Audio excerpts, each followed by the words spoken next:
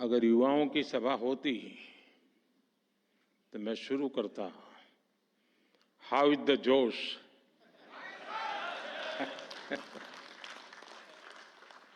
अन्य सभी महान, लेकिन लगता है ये भी सही जगह है।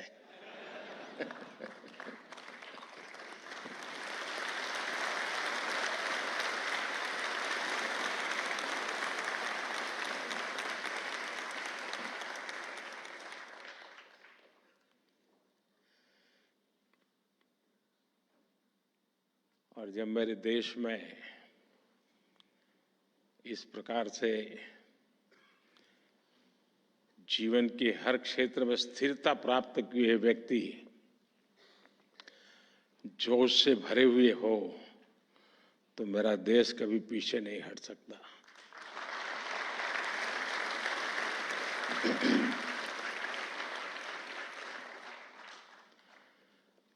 आपने मुझे इस कार्यक्रम में निमंत्रित किया। मैं सीआईआई का हृदय से आभार व्यक्त करता हूं। मुझे याद है, पैंडेमिक के समय आप और हम चर्चा कर रहे थे। आप में से भी बहुत लोगों को याद होगा। और चर्चा के केंद्र में विषय रहता था गेटिंग ग्रोथ बैक। उसी के इर्द गिर्द हमारी चर्चा रहती थी।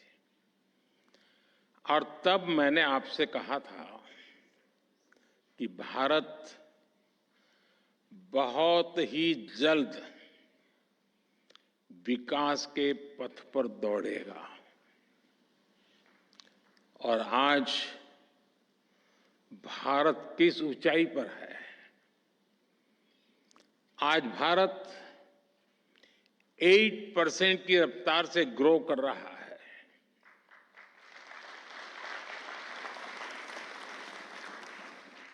आज हम सभी डिस्कस कर रहे हैं जर्नी टवर्ड्स विकसित भारत। ये बदलाव सिर्फ सेंटिमेंट्स का नहीं है। ये बदलाव कॉन्फिडेंस का है। आज भारत दुनिया की 5वीं सबसे बड़ी आर्थिक ताकत है। और वो दिन दूर नहीं जब भारत दुनिया की तीसरी सबसे बड़ी इकोनॉमी पावर बन जाएगा।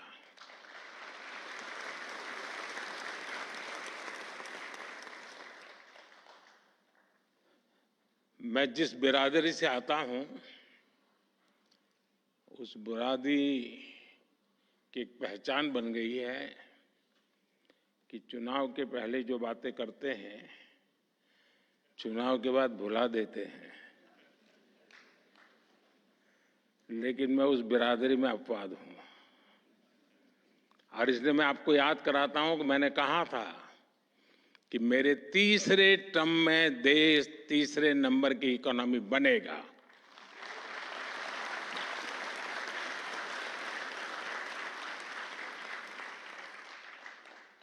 भारत बहुत सधे हुए कदमों से लगातार आगे बढ़ रहा है। साथियों, जब 2014 में आप सबने हमें देश की सेवा करने का अवसर दिया, 14 में जब हमारी सरकार बनी, तो सबसे बड़ा प्रश्न यही था कि इकोनॉमी को वापस पटरी पर कैसे लाएं। 2014 के पहले की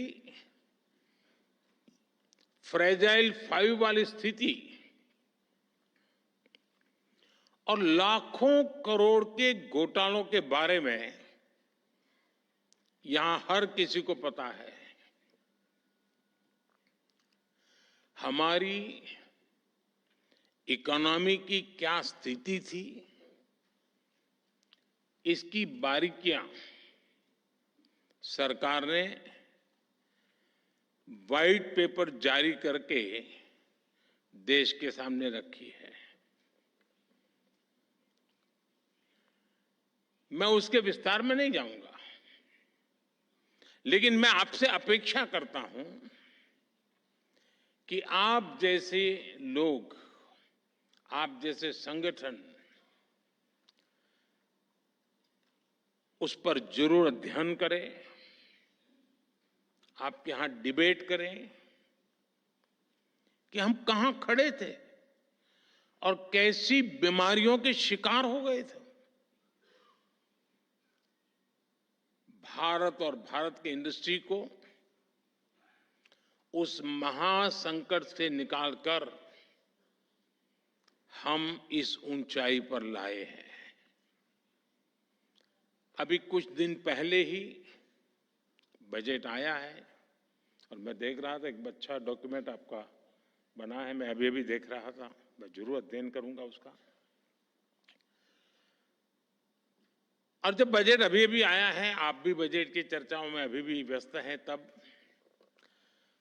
बजट से जुड़े ही कुछ फैक्ट्स मैं आज आपके सामने रखना चाहूंगा। फ्रेंड, 2013-14 में जब पिछली सरकार का आखिरी बजट आया था, डॉक्टर मनमोहन सिंह जी के सरकार का लास्ट बजट, वो 16 लाख करोड़ रुपए का था, 16 लाख करोड़।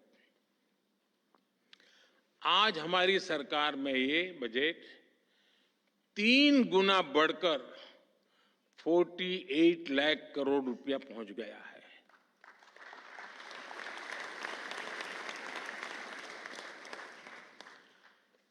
कैपिटल एक्सपेंडिचर, जिसे रिसोर्स इन्वेस्टमेंट का सबसे बड़ा प्रोडक्टिव माध्यम कहा जाता है, और उसका आंकड़ा बहुत ही इंटरेस्टिंग है। 2004 जब अटल जी की सरकार गई, 2004 में यूपीए सरकार की शुरुआत हुई और यूपीए सरकार के पहले बजट में कैपिटल एक्सपेंडिचर करीब 90,000 करोड़ रुपए था, 90,000 करोड़ रुपीस। 10 साल सरकार चलाने के बाद, यानी 2014 में यूपीए सरकार का 10वां वर्ष था, अपने कैपिटल एक्सपेंडिचर का बजट 2 लाख करोड़ रुपए, 2 लाख करोड़ रुपए तक पहुंचा पाई थी, यानी 90,000 से 2 लाख करोड़। और आज कैपेक्स 11 लाख करोड़ रुपए से भी ज्यादा है।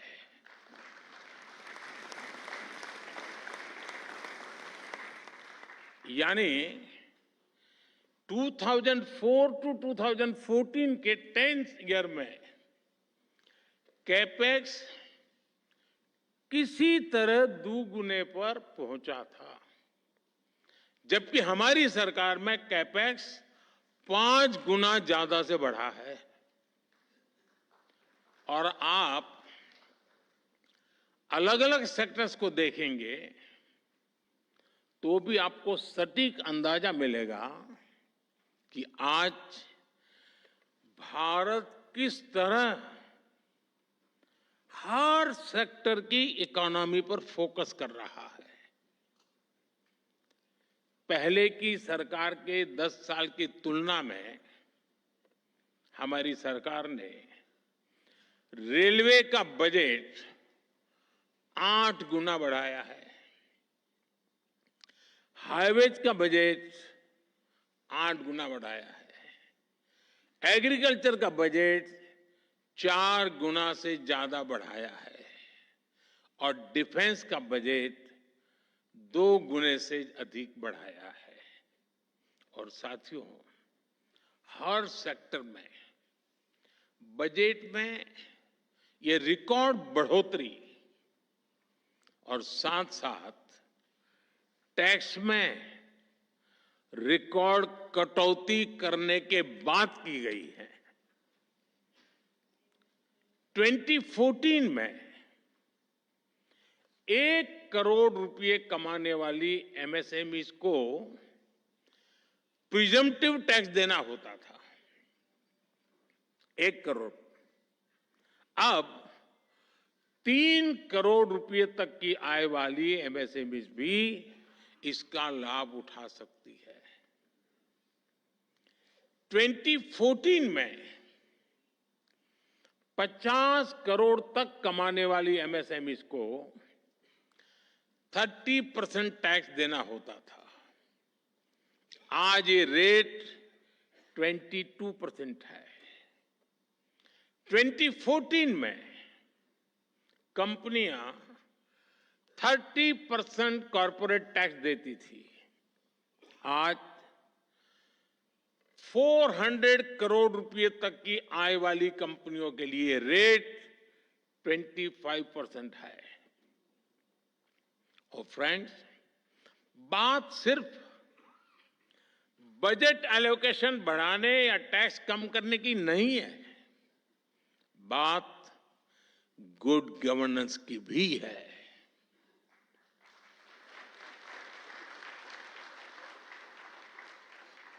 मैं आपको एक उदाहरण देता हूं।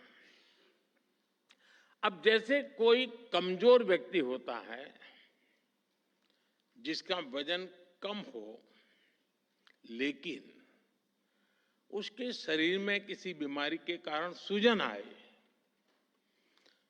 और पहले की तुलना में जरा कपड़े छोटे होने लग जाए, लेकिन क्या उसको हम हेल्दी कहेंगे? क्या वो तंदुरुस्त है ऐसा मानेंगे? क्या वो देखने में भले ही बहुत स्वस्थ लगे, लेकिन हकीकत में तो वो कमजोर होता ही है। 2014 से पहले के बजट का भी ऐसा ही हाल था। तब बजट में बड़ी बड़ी घोषणाएं इसलिए की जाती थी कि दिखाया जा सके कि अर्थव्यवस्था की सेहत अच्छी है। लेकिन सच्चाई ये थी कि बजट में जो घोषणाएं होती थी वो भी जमीन पर पूरी तरह नहीं उतर पाती थी। ये लोग इंफ्रास्ट्रक्चर के लिए तय की गई राशि को भी पूरी तरह खर्च नहीं कर पाते थे। जब घोषित करते थे तो हेडलाइन लेते थे,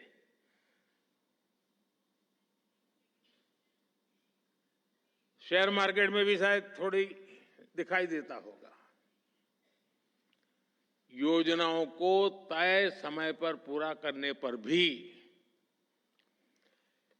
पहले की सरकारों का कोई जोर नहीं था। हमने 10 वर्षों में इस स्थिति को बदला है।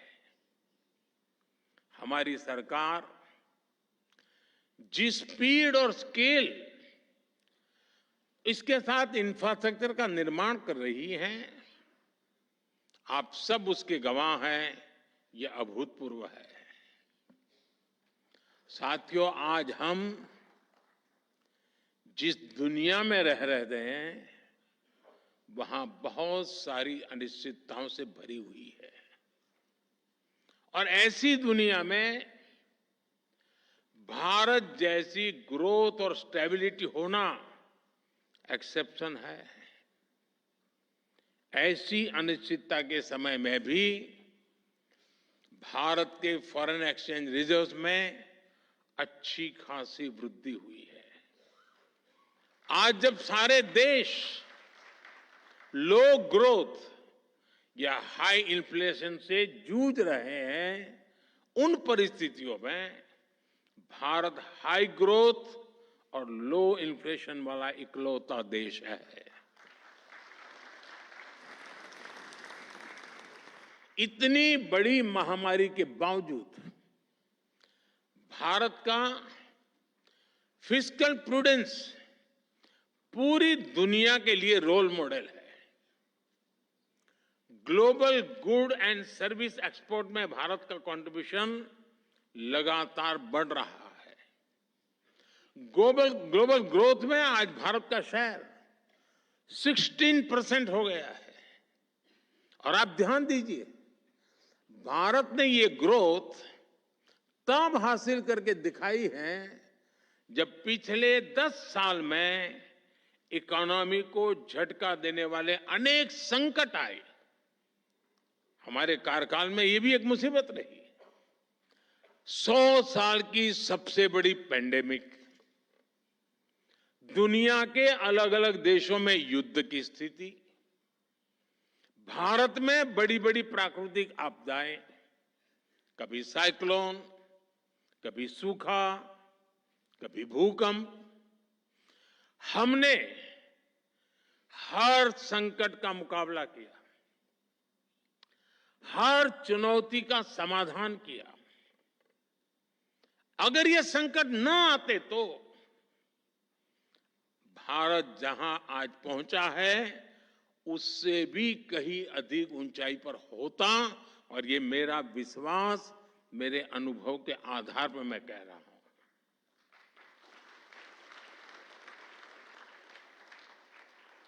साथियों, आज देश विकसित भारत के संकल्प को लेकर चल रहा है। बीते 10 वर्षों में 25 करोड़ लोग गरीबी से बाहर निकले हैं। हम देश के नागरिकों की ईज ऑफ लिविंग पर फोकस कर रहे हैं। हम देश के नागरिकों की क्वालिटी ऑफ लाइफ पर फोकस कर रहे हैं। साथियों, इंडस्ट्री 4.0 को ध्यान में रखते हुए हमारा बहुत अधिक फोकस स्किल डेवलपमेंट और एम्प्लॉयमेंट पर हमने केंद्रित किया है। आज देश के युवाओं में एक मिजाज बना है कि अपने दम पर कुछ करके दिखाना है। इसमें मुद्रा योजना हो, स्टार्टअप इंडिया अभियान हो, स्टैंड अप इंडिया हो, युवाओं की बहुत मदद कर रही है। मुद्रा योजना से लगभग मदद लेकर के 8 करोड़ से ज्यादा साथियों ने पहली बार कोई बिजनेस शुरू किया है। देश में आज करीब 1,40,000 स्टार्टअप्स हैं और इनमें लाखों युवा काम कर रहे हैं, नए नए साहस कर रहे हैं। इस बजट में भी जिस 2 लाख करोड़ रुपए के पीएम पैकेज की घोषणा हुई है, चारों तरफ उसकी वाहवाही हो रही है, खूब प्रशंसा हो रही है। इसका सीधा लाभ 4 करोड़ से अधिक युवाओं को मिलने का। ये पीएम पैकेज होलिस्टिक और कॉम्प्रिहेंसिव है। ये टुकड़ों में नहीं है, ये इंटरलिंक है, एंड टू एंड एक सॉल्यूशन है। इसका विजन स्पष्ट है। भारत की मैन पावर ग्लोबली कॉम्पिटिटिव हो, भारत का प्रोडक्ट ग्लोबली कॉम्पिटिटिव हो और सिर्फ क्वालिटी नहीं बल्कि वैल्यू की दृष्टि से भी वो कॉम्पिटिटिव हो। हमारे युवाओं की स्किल बढ़े, उनका एक्सपोजर बढ़े, उन्हें आसानी से रोजगार मिले।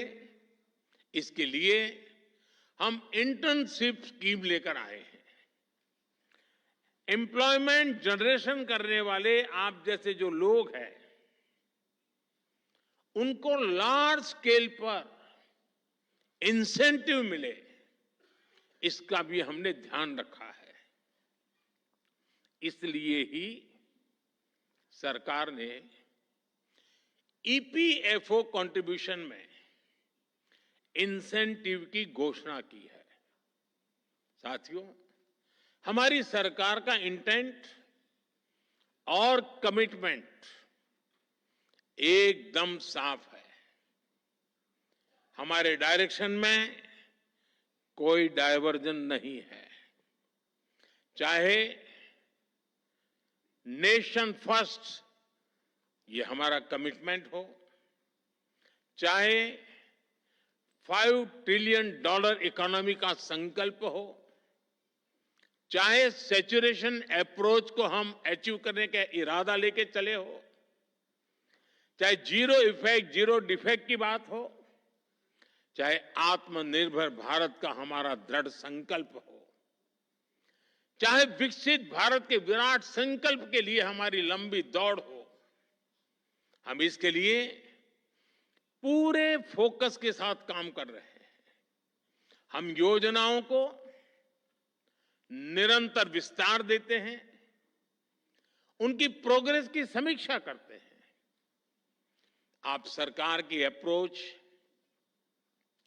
विकास के प्रति हमारे कमिटमेंट को भली भांति जानते हैं। हम हर बार नए माइलस्टोन्स गढ़ रहे हैं।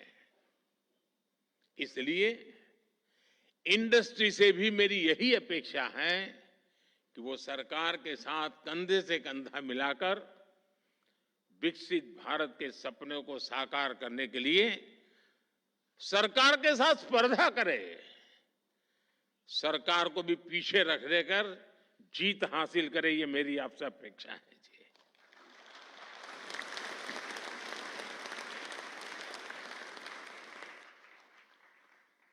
पीएम पैकेज की घोषणाएं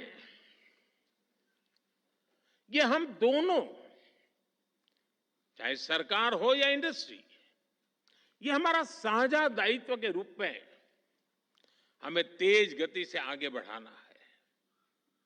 मुझे आप पर पूरा भरोसा है। साथियों, इस बार के बजट का एक और पहलू है जो विकसित भारत की हमारी जर्नी को ताकत देगा। ये विषय है मैन्युफैक्चरिंग। आप सभी ने देखा है कि 10 साल में भारत का मैन्युफैक्चरिंग इकोसिस्टम कैसे ट्रांसफॉर्म हुआ है। हमने मेक इन इंडिया जैसा महत्वाकांक्षी अभियान शुरू किया। हमने अनेक सेक्टर्स में एफडीआई नियमों को सरल किया। हमने मल्टी मॉडल लॉजिस्टिक पार्क बनाए। 14 सेक्टर्स के लिए पीएलआई स्कीम्स लॉन्च की। ऐसे निर्णयों ने मैन्युफैक्चरिंग सेक्टर का आत्मविश्वास नई ऊंचाई पर पहुंचाया है। अब इस बजट में देश के 100 बड़े शहरों के पास investment ready plug and play industrial park बनाने की घोषणा हुई है।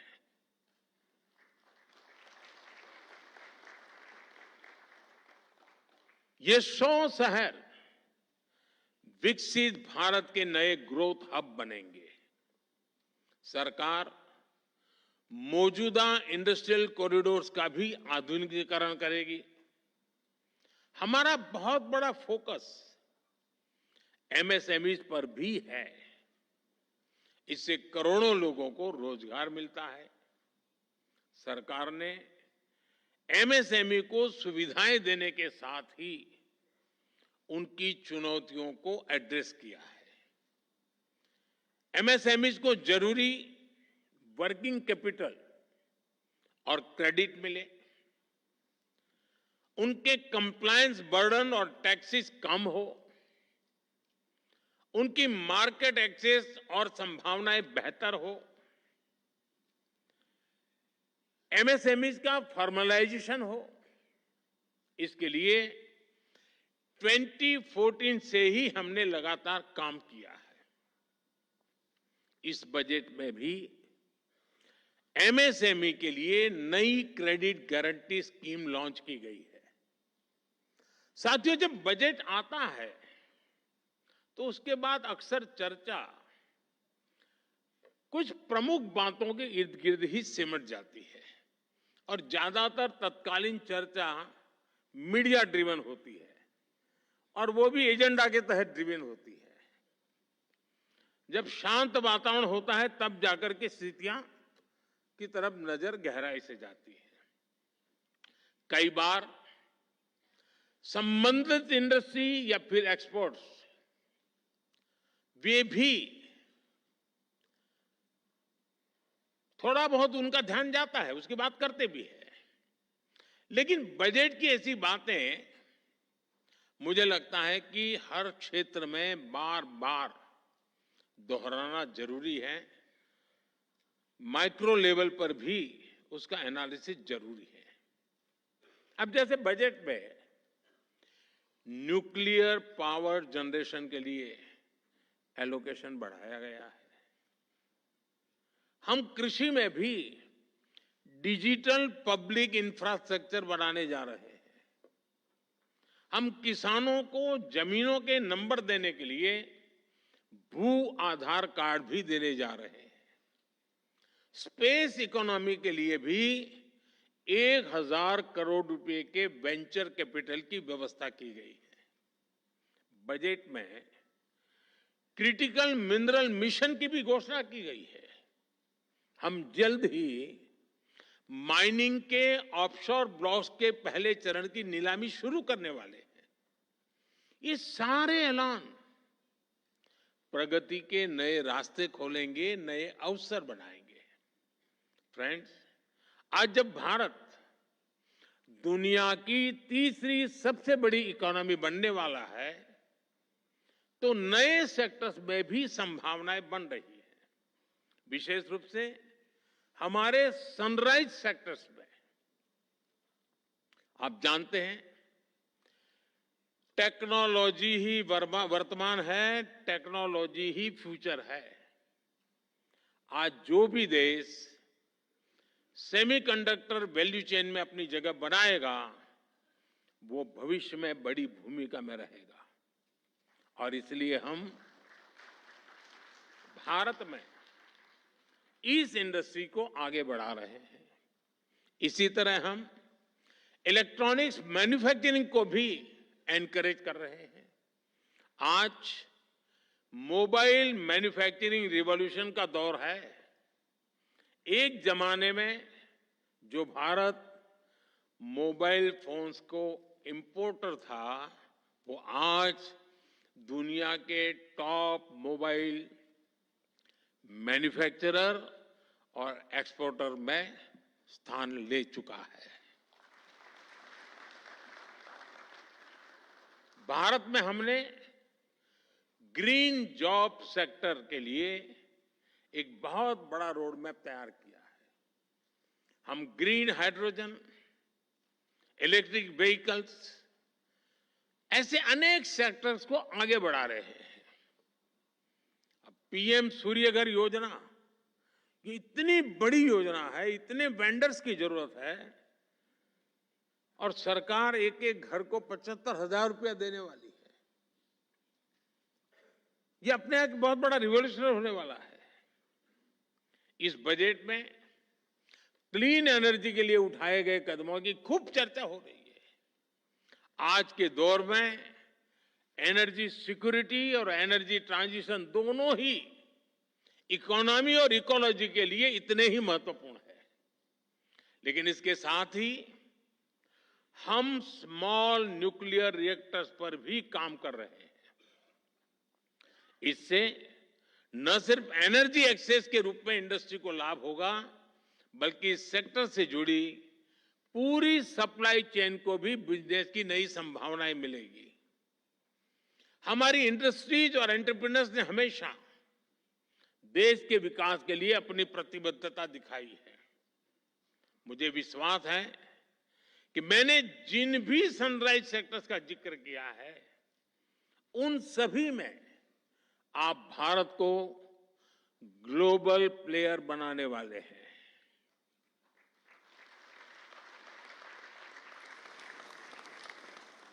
और ये मेरे लिए ग्लोबल प्लेयर शब्द भर नहीं है जी। मैं साफ मानता हूं मेरा देश ग्लोबल प्लेयर बनेगा।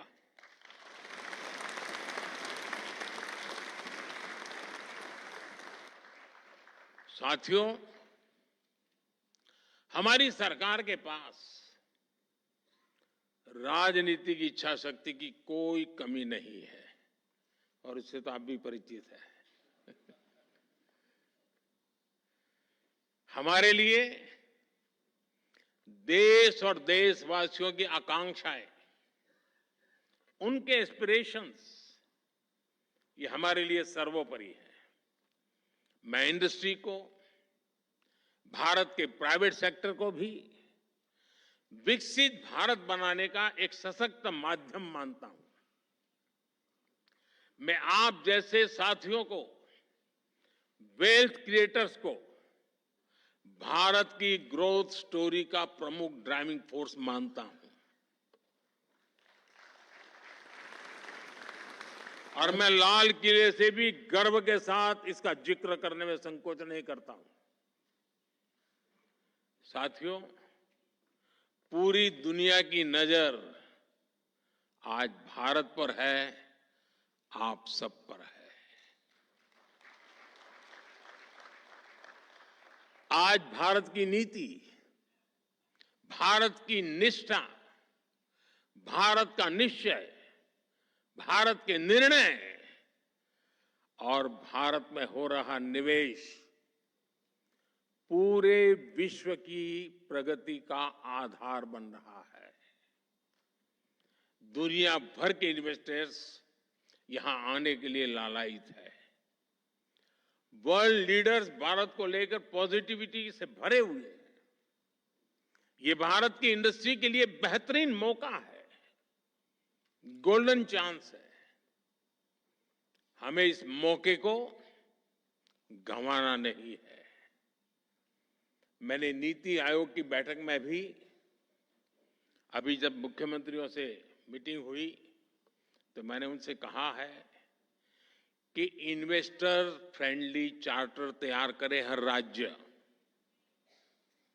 राज्यों के बीच एक हेल्दी कंपटीशन हो इन्वेस्टमेंट को आकर्षित करने के लिए। और मैं नहीं चाहता हूं कि मेरे देश का एक भी राज्य पीछे रह जाए। निवेश के लिए नीतियों में और स्पष्टता लाएं, बेहतर माहौल बनाएं, गुड गवर्नेंस का एहसास हर कदम पर होना चाहिए ताकि निवेशक देश के हर राज्य में जा सके। साथियों, मैं गत 10 वर्ष के अनुभव के आधार पर और विश्व की स्थितियों को बारीकी से जानने के बाद मैं पूरे विश्वास के साथ कहता हूं कि देश जब आजादी की शताब्दी मनाएगा, भारत की आजादी के जब 100 साल होंगे, वो शताब्दी हम विकसित भारत के रूप में मनाएंगे।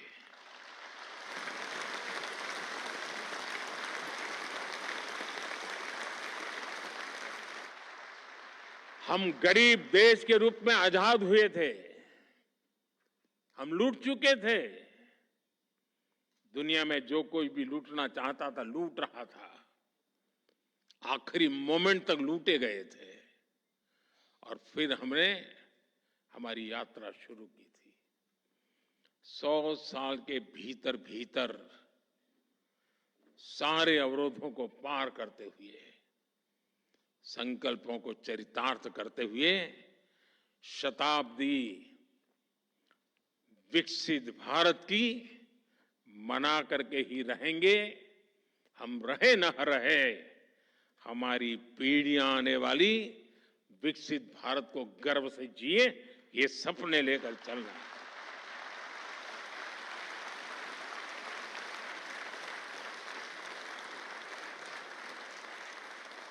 आइए हम सब मिलकर आगे बढ़े, अपने भारत को विकसित बनाएं और इस संकल्प को सिद्धि पर ले जाने के लिए जीवन का अपने पास ईश्वर ने जो भी दिया है उसका उत्तम से उत्तम हम समाज को, देश को फिर से अर्पित करें। इसी एक भावना के साथ आप सभी को बहुत बहुत शुभकामनाएं, बहुत बहुत धन्यवाद।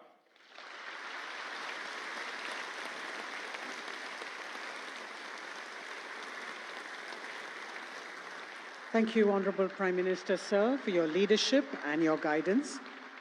Ladies and gentlemen, kindly remain in your places until the Prime Minister and other dignitaries have left the hall.